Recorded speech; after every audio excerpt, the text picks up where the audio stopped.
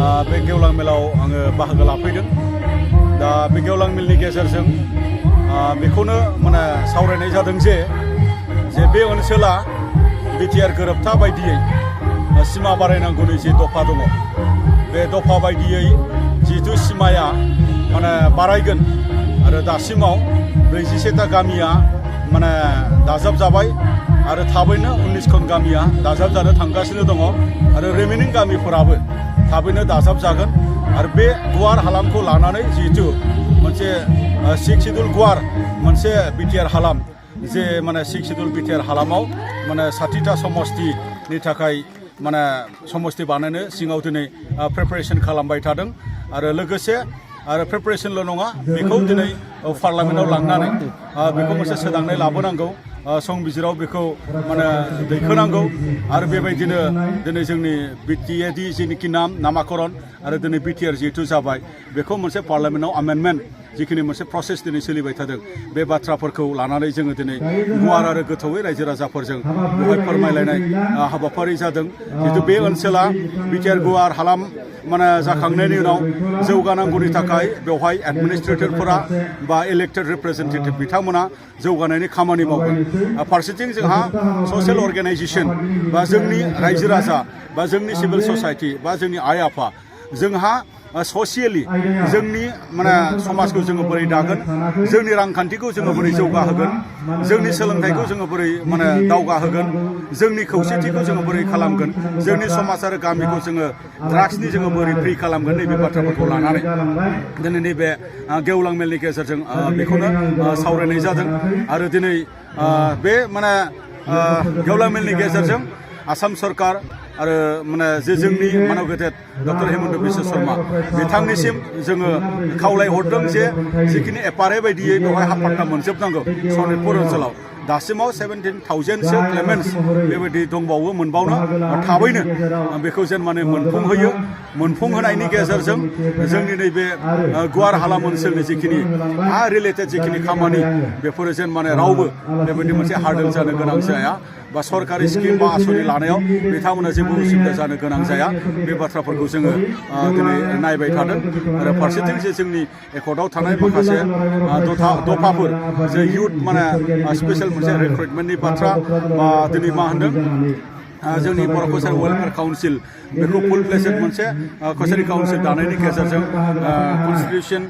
constitutional माने खालामनायनि गेजेरजों बा मा होनदों बेखौ भिलेज नटिफिकेसन बा कनस्टिटिउन्सि नटिफिकेसन खालामनायनि गेजेरजों बै ओनसोलखौबो मोजाङै माने जौगाहोनांगौ बे बाथ्राफोरखौ जोङो बुंदों आरो कार्बि आंलंनि जिखिनि बर'फोरनि जिखिनि हाजोआरि एसटि जानांगौनि थाखाय जिखिनि बाथ्रा बेखौ बेवहाय माने फंनैसो बाथ्राजों बेवहाय फोरमायनाय जादों थारैनो जिबायदि मोनसे राङापारा ओनसोल मोनसे रिसोर्स मोनसे थानाय मिथिंगायारि सम्पद थानाय बेयो मोनसे ओनसोल थारैनो बियो जोंनि सांग्रांथिनि सायाव जोंनि जौगानाया दा बेखायनो रायजो राजाफोरजों घरुवा माखासे बाथ्राफोरखौ दिनै बेवहाय सावरायनाय जादों खोब गोजोनग्लायनाय मोनदों रायजो राजाफोरनि मैखोम मोनसे अनसायनाय रायजो राजाफोरनि मोनसे मैखोम बाहागो लानायनि गेजेरजों बे जथुम्माया जाफुंनायखौ नुनानै माने फिन आरोबाव गोबां खामानि मावनो जों एबसुनियाव जों बोलो मोनदों दा बावहाय माने ओरैबायदि जे 100टा स्कुलखौ माने हायार सेकेन्डारिसिम आपग्रेडेसन खालामनांगौ होननानै दुलाराय बर' फरायसा आफाद आरो मा होनदों बर' थुनलाइ आफादा जोङो माने काउन्सिलाव जोङो साबमिसन होदों बा एजुकेसन मिनिस्टारनो जोङो साबमिसन होदों बिनिनो गासैबो फरायसालियाव स्टुडेन्ट बेबायदि एनरलमेन्ट फैनाय जायाखै आरो माखासे फरायसालिफोरा आपग्रेडेसन जादोंब्लाबो बेवहाय माने नटिफाइड जादोंब्लाबो बेवहाय फुल फांसनिं बेबायदि जायाखै बेवहाय गोबां जेंनाफोर दङ बेवहाय माने फेकाल्टिनि बा टिचार्सनि बेवहाय सर्टेज बा लेकिं बेबायदि दङ मानो होनबा आपग्रेडेसन खालामदों नाथाय बेवहाय टिचार रिक्रुटमेन्टनि बा पस्ट ग्रेजुएसननि दा बेबायदि पलिसि गैथ'वा दा बेवहाय जिखिनि बेवहाय नटिफाइड जाबाय बा बेवहाय जिखिनि एनरलमेन्ट दङ बिथांमोना बर'आवनो लिरनो मोनगोन बेवहाय जेबो डाउट गैया आरो बर'आवनो लिरनांगौनि थाखाय जायफोर नटिफाइड स्कुलफोर बिथांमोना अलरेडि बिथांमोना पारमिसनबो लाखाबाय बेवहाय गोनो गोथो जानो गोनां गैया दा बेवहाय इभालुएसननि माखासे प्रक्रिया बा मेकानिजम बेखौबो माने सावरायलायनायनि गेजेरजों थिग खालामबाय थादों दा बेखौ लानानै गार्जेन बा टिचार्स बा जोंनि फरायसाफ्रा गोनो गोथो जानांगौ गैया जे एडमिसना बर'आव लाबाय बर'आव लिरनो मोनगोन ना मोना नैबे कनफिउजनाव थानो नांला बर'आव लिरनो मोनगोन बेनि थाखाय अलरेडि स्कुल सामलायगिरि बिथांमोना बेसेबां स्टुडेन्ट दङ आरो बे स्टुडेन्टनि एगेन्स्टआव बेसेबां माने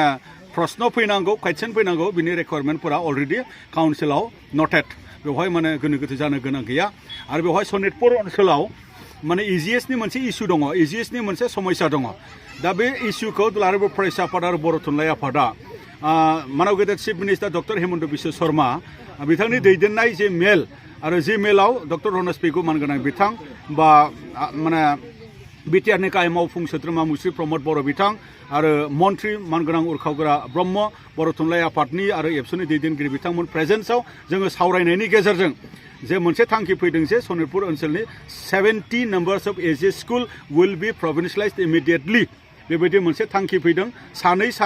फोरोंगिरिनि पस्ट बेवहाय क्रिएट खालामनायनि गेजेरजों गमामायैनो बे फरायसालिया थाबैनो माने फुल्लि मोनसे प्रभिन्सियलाइज खालामनायनि गेजेरजों फोरोंगिरि सानै मोनोब्ला जोङो हां मोनगोन आरो बे फरायसालिफोरखौनो जोङो माने आपग्रेड खालामलांनाय मडेल स्कुलाबो दिनै जितु फैगासिनो दङ दा बेफोरो जोंनि थाखाय मोजां खौरां होननो सानदों आरो माखासे जिखिनि स्कुलफोर दङ माने भेन्सार बेखौ माने 6.3 नि एकर्डनि स्पिरिट बायदियै प्रभिन्सियलाइज खालामनांगौनि थाखाय जों माने सरकारखौ जोङो नारसिनबाय थादों नारसिननाय खामानिया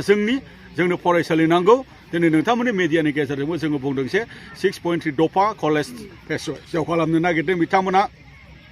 junior college higher secondary phase वाइसआव खालामनो नागिरदों हाई स्कुल फेस वाइसआव खालामनो नागिरदों थाबैनो बिथांमोना एलिमेन्टारि सेक्सनखौबो फेस वाइसआवब्लाबो खालामनांगौ बे बाथ्राखौ जोङो सरकारनिसिम जोङो दाबि दैखांहरदों जिहेतु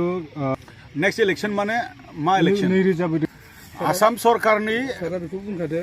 आरो सिगनेटरि दैदेनगिरि जाय बिथांमोना दिनै गोहोआव दङ आरो आसाम सरकार जोंनि बर' रायजो राजाफोरनो कमिटमेन्ट होनाय बिथांमोन बा भारत सरकार रायजो राजाफोरनो कमिटमेन्ट होनाय बिथांमोन एकर्डनि गेजेरजों कमिटमेन्ट होदों बिथांमोना बुंबाय थादों आरो जोंबो नारसिनबाय थादों जे दिनै गासै गामिफोरखौ दाजाबजोबखांनायनि उनाव बेवहाय माने 60टा समस्ति बानायगोन आरो बिनि 75 रिजार्भेशनखौ लानानै सिटखौ बानायनाय जागोन आरो सिट जाखांनाय लोगो लोगो 2025 नि जिखिनि काउन्सिल इलेक्शन बेवहाय माने जोंनि नैबे ओनसोलनि रायजो राजाफोरा भट होनो मोनगोन नैबे बाथ्राफोरखौ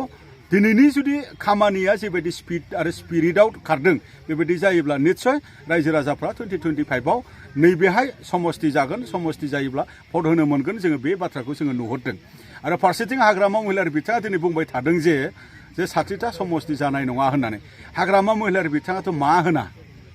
हाग्रामा महिलारिनि बुंनाय बाथ्राफोरा पलिटिकेल मटिभेटेड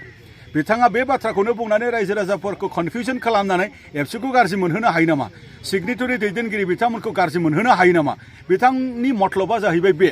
बिथाङा एबसुखौ दुसिनानै सोरखौबा दुसिनानै गाव गोहोआव फैफिननो हायो नामा बिथांनि मतलबा बे जाय मानसिया मुभमेन्टखौबो माने होबथाबोदों जाय मानसिया एकर्डखौबो होबथादों आरो जाय मानसिया सिमाबो बारायनाय जाया होननानै बुंदोंमोन नाथाय बिथां बुंसेयावबोथ' दिनै एकर्डआबो जादों बिथां बुंसेयावबोथ' दिनै फेस वाइसआवब्लाबो 41टा गामिया दाजाब जादों बिथां बुंसेयावबो जे दिनै बिटिएडि नामा बिटिआर जादों बिथां बादा होसेयावबो जे एस'सियेटेड अफिसियेल लेंगुवेज जादों बिथाङा माखौ बादा होनानै थाबथानो हादों बिथाङाथ' नोङो जातिनि गावल' हारसिं माने मन'पलि लिडार बिथाङाल' जे गाव हारसिङै माने जातिनि राजा बे नङाना बिथां बुंनायानो जाजोबनो बिथांनि बुंनायफोरा पलिटिकेल इन्ट्रेस्टेड थानाय माखासे बाथ्राफोर मतलब थानाय बाथ्राफोर दा बेखायनो समाजाव मोनसे गुलुं गुजुं लाबोनो थाखाय बिथाङा बाथ्राफोरखौ बुङो मानो होनबा बिथाङा सासे माने गाज्रि माने थाखोसिम बा गाज्रि माने मोनसे लेभेलसिम राजखान्थि गेलेनो हाग्रा बियो सासे दैदेनगिरि दा बेखायनो बे बाथ्राखौहाय लानानै गोनो गोथो जानो गोनां गैया बिथाङा बुंबाय थागोन बुंबाय थाथों जों मावग्रा मानसिफोरा मावबाय थागोन गामियाबो दाजाब जागोन समस्तियाबो जागोन सनितपुर बिश्वनाथनि रायजो राजाफोरा भटबो होनो मोनगोन आरो बिटिआरनि जिखिनि जौगानायनि सुजुग आरो सुबिदा एडभान्टेज लानानै नैबे ओनसोलखौ जौगाहोनायनि खामानियासो जोंनि रायजो राजाफोरनि जानांगौ सोंखारिलायनाया पजिटिभ जानो हायो माने कनस्ट्राक्टिभ जानो हायो आरो सोंखारिलायनाया जुदि डिस्ट्राक्टिभ जायोबा बेफोरबायदि सोंखारिनायखौ रायजो राजाफोरा बा नोंथांमोनाबो बेखौ बिजिरनांगोन सोरखौ इनकारेज खालामनांगौ सोरखौ डिसकारेज खालामनांगौ आरो सोंखारिग्रा मानसिफ्रा प्रेक्टिकेलाव माब्लाबाबो खामानि मावा सोंखारिनानैनो बिथांमोना समय नस्थ' खालामो आरो सोंखारिनानैनो दिनै बिथांमोना इउटुबनि बिजनेस खालामो आरो सोंखारिनानैनो दिनै राजखान्थि लाबालाबनि सिमांफोरखौ नुयो दा बेवहाय बबे बाथ्राया पजिटिभ हाबनानै दं बबे बाथ्राया नेगेटिभ हाबनानै दङ नैबे बाथ्राफोरखौसो माने बुजिनो गोनां दं